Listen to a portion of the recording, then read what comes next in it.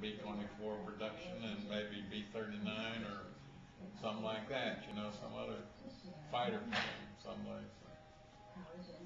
And Lockheed Martin, that was two of them went together. Lockheed Martin, they were busy out there in California. They made mostly, they would make B-26s, B-25s, medium bombers, but they mainly made, Lockheed mainly made P-38 fighters, you know, twin super fighters. There were all kinds of companies. You didn't even know it at the time during the war, you know. You would be flying stuff and it would have different origins and stuff. You wouldn't be aware. Unless you sat down and went through all the paperwork, you wouldn't know. Who produced it? Well, yeah, it was bought by the U.S. government. It was government property, you know. You might have a book with it that might tell you down the fine print someplace that other people were involved, but mainly you just went by whoever had the major share and whatever they called it. That's what you went by. But the B-25s were a good ship, but they couldn't haul enough bomb load. They weren't as effective. The B-24s could go the distance and haul big bomb loads, and they weren't good as far as fighters were concerned, because that was proved in Europe. They shot a lot of them down over there. But they were good enough for the Japanese Air Force and so on. But the only place we ran into real resistances would be a major place like Balikpapan or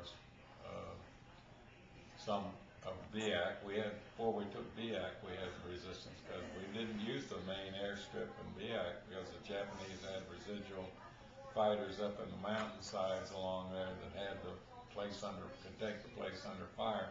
So we took BIAC. They took Aoi Island, which is about 3.5 miles long and about 2 miles wide, and they just made when they got through, it's just a big airport. Tents and really big 10 cities down either side, and a hospital on the coast. And while I was there, I got a Cub engine that was off one of the reconnaissance planes, or you know, that was there at Hollandia. I unbolted it from the wreckage, put it in the B-24 belly, took it back home. And this was government property, of course. Took it back home, and I brought it to down where where my tent was, and I had a palm tree there. It was outside, and I bolted the thing to the palm tree, and I worked on it. Got it back in flying condition, and got the timing back. I had to, you know, set the timing, then run it, set the timing, and then run it. I had to find a trial and error because I didn't have the instruments to do it automatically. But when I first started that thing, I had it to that. I blew over a couple of tents in Tent City. These guys all sat around playing bridge all the time. There, I blew the tent right out, and they're sitting around the table playing bridge. I bet they didn't like that. Oh, they. Do you like it like that? I didn't worry too much when I was a young guy. Sure. Okay. I took had an airboat I made out of P-47 belly tanks and put the engine on it with a prop, you know, just a little airboat like one of these that you see down here, and was ready to take it around. I'd take it around the island, and this gal I was going with was a nurse over at the hospital. She brought all her friends, and there must have been 8 of them on that darn deck, you know. You and 8 girls.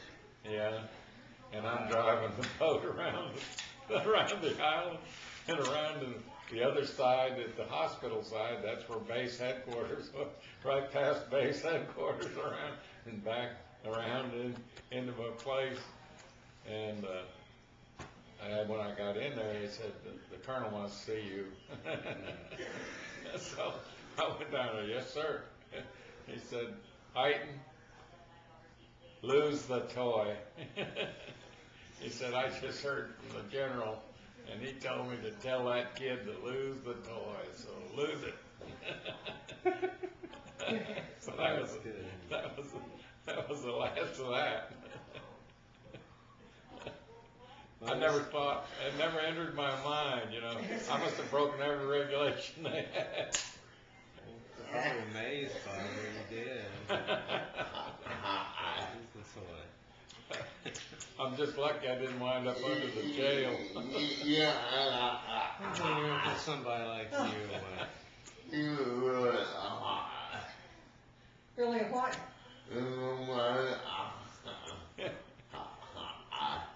What? Anyway, we had a lot of fun in spite of the war. apparently.